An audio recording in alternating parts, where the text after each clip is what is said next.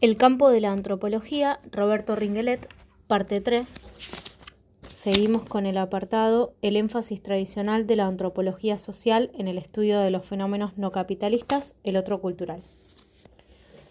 Es decir, en los inicios de la disciplina, ese otro cultural, objeto de estudio de la antropología, se constituyó a partir de datos existentes que se habían acumulado gracias a los informes de viajeros, comerciantes y colonizadores, que desde el siglo XVI habían incursionado por América, África y Asia. En esta etapa se construyó un orden jerárquico de la otredad. La antropología estudiaba sociedades sin instituciones modernas, sin historia escrita, sin complejidad institucional. Adjetivaciones todas que indicaban grados de carencia o ausencia de cualidades.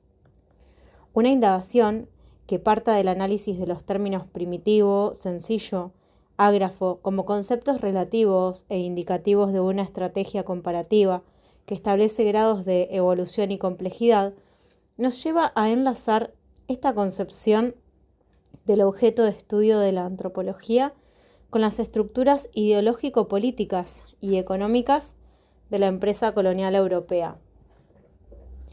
El discurso eurocéntrico de la época, realzar lo europeo y desvalorizar lo no europeo, se centraba en la superioridad global de la sociedad civilizada.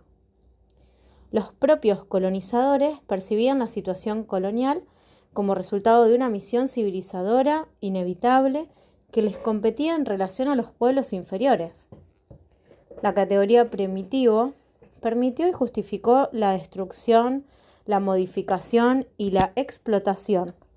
Pero como señala Leclerc, lo peculiar de este proceso de colonización fue pretender estudiar científicamente los pueblos que se colonizan y colonizar científicamente. En el siglo XX son integrados al estudio antropológico sistemático los pueblos que se iban incorporando aceleradamente al mundo capitalista como efecto del proceso de expansión colonial. En un contexto histórico en el que en el campo académico y sociopolítico se implementaban acciones colectivas contra el racismo y otras formas de discriminación, la idea de otredad cultural distante se revitaliza y se rescata de equivalencia cultural, de las diferencias a partir de la experiencia etnográfica, que construye la idea del relativismo cultural. Tanto en la escuela funcionalista en Inglaterra, cuanto en el particularismo histórico en Estados Unidos, la antropología deja de ser el observador de las costumbres exóticas para ser el mirador de la vida auténtica. Es así que antropólogos de una y otra región se desplazan en el espacio para ir a estudiar culturas diversas, con las que comparten la contemporaneidad de su tiempo. A partir del trabajo de campo realizado en las islas Trobriand en la segunda década del siglo XX, Malinowski, antropólogo británico de origen polaco, sienta las bases del método etnográfico, postulando que para el antropólogo que quiere construir una imagen científica de la sociedad indígena, se impone en primer término albergar propósitos estrictamente científicos y conocer las normas y los criterios de la etnografía moderna. Es decir, se debía combatir el etnocentrismo en tanto actitud que considerara la cosmovisión propia como la deseable, llevando a la persona o al grupo social a interpretar la realidad de acuerdo a sus principios culturales. Además, como método para lograr una visión inmediata, Malinowski señala que el estudioso debe vivir lejos de otros blancos, en completa convivencia con los indígenas. Finalmente, debe ser el propio antropólogo quien obtiene datos de primera mano, quien los sistematiza, analiza e interpreta. A partir de 1930 comienzan a desarrollarse en los Estados Unidos los estudios de aculturación, como introducción en una cultura de elementos culturales de otra. Y en Inglaterra, más circunscriptos, los estudios de cambio cultural.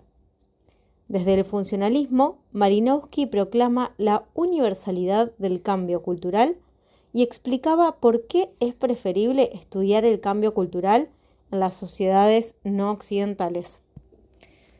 Por numerosas razones es más sencillo y provechoso estudiar el proceso de difusión en un campo que, al estar más alejado, puede ser trabajado con mayor libertad y en el que los problemas son al mismo tiempo más simples y bajo el control más directo de los agentes de cambio.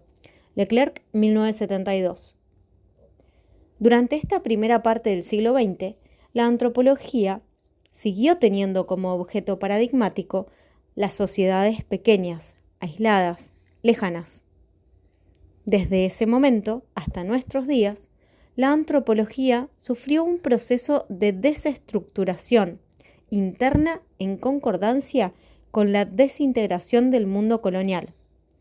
Esta dio por resultado, después de la Segunda Guerra Mundial, un reordenamiento y, en algunos ámbitos, una reelaboración y una profunda crítica del papel desempeñado por la antropología en el proceso de expansión imperial. Se visibiliza en los sectores críticos del propio campo académico, especialmente en la perspectiva del neomarxismo en la antropología. La articulación entre poderes y saberes modernos coloniales como constitutiva de la disciplina. Es entonces el momento de la redefinición del objeto de estudio de la antropología. El modelo de otro cultural se construye a la vez como objeto de estudio y de la imposición colonialista, incorporando la dimensión histórica y social de los sujetos y la noción de desigualdad en la dimensión relacional. Con la emergencia de antropólogos nativos, cambian los parámetros de la relación del investigador con el objeto de estudio. Al ampliarse el campo de estudio a la propia sociedad, esta relación se establece en la proximidad. Se trata de otro cultural cercano. El campesinado, las instituciones totales, las mujeres, los extranjeros, etc. Es así que los antropólogos comenzaron a mostrar interés en campos que eran reservados hasta ahora a otras ramas científicas, como la vida humana, la organización industrial de trabajo, las enfermedades mentales, las políticas del desarrollo. El método comparativo. Desde los orígenes del pensamiento científico en antropología, el método usado para la reflexión y el análisis de los hechos culturales ha sido el método comparativo. Este pensamiento predominó en la mayoría de las ciencias sociales durante el siglo XIX. Desde esta perspectiva, se apuntaba que todo conocimiento debía ser referido para su posibilidad de generalización a otras instituciones de otras formas socioculturales. Ya a fines del siglo XIX, la antropología busca construir sistemas clasificatorios a través de la formulación de etapas o estudios evolutivos por los cuales debía transitar la humanidad. En este contexto, el comparativismo implicaba buscar las diferencias culturales como ausencia de clase o de grado en los diferentes rasgos culturales ante la cultura occidental blanca.